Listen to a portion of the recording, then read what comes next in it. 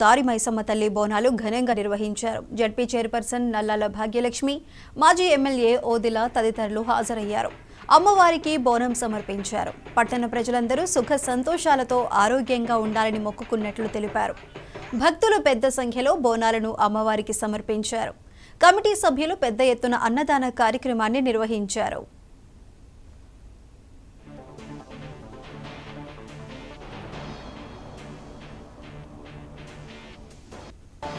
Bus stand నుండి మార్కెట్కు వెళ్ళు దారిలో ఫ్లైఓవర్ బ్రిడ్జి కొత్తగా నిర్మించడం జరిగింది.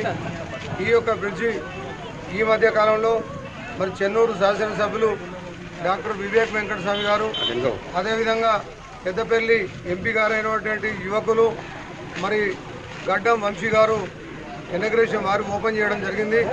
దాని తర్వాత మరి విద్యానగర్ వాసులు తర్వాత శాంతినగర్లో ఉండేటువంటి పెద్ద మనుషులు మరి భక్తులు వీళ్ళంతా కూడా కలిసి మరి కొత్తగా నిర్మించినటువంటి ఫ్లైఓవర్ బ్రిడ్జి మరి వచ్చేటప్పుడు పోయేటప్పుడు ఎటువంటి ఇబ్బంది జరగద్దని, ఈ బస్తీలో ఉన్న వాళ్ళు కానీ పక్క బస్తీలో ఉన్న వాళ్ళకి కానీ ఎవరికి ప్రయాణ నష్టం జరగద్దని చెప్పేసి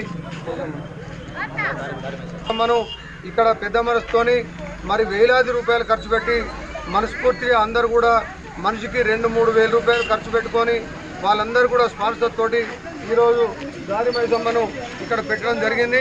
మరి ఈడ నిర్మించడం వల్ల నిజంగా కూడా ఇక్కడ ఉన్న వాళ్ళు మనం అందరికీ ఒక రకమైన సంతోషం కలిగి మాకు ఇక్కడ ఇప్పటి నుండి మాకేం జరగదు అనేటువంటి నమ్మకంతో అందరికీ మనశ్శాంతిగా ఉండడం జరిగింది.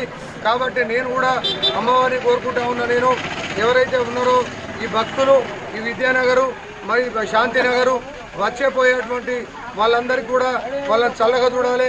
ఎటువంటి పరిస్థితుల్లో కూడా యాక్సిడెంట్ జరగకుండా, ఎటువంటి ప్రాణ నష్టం జరగకుండా అందరూ ఆరోగ్యంగా ఉండే విధంగా అందరినీ చూసుకోవాలని, ముఖ్యంగా ఇక్కడ గుడిని స్థాపించినటువంటి ఈ భక్తులు ఎవరైతే అందరు కలిసి ముందుకొచ్చారో వాళ్ళ కుటుంబ సభ్యులు భద్రాచలం వద్ద గోదావరి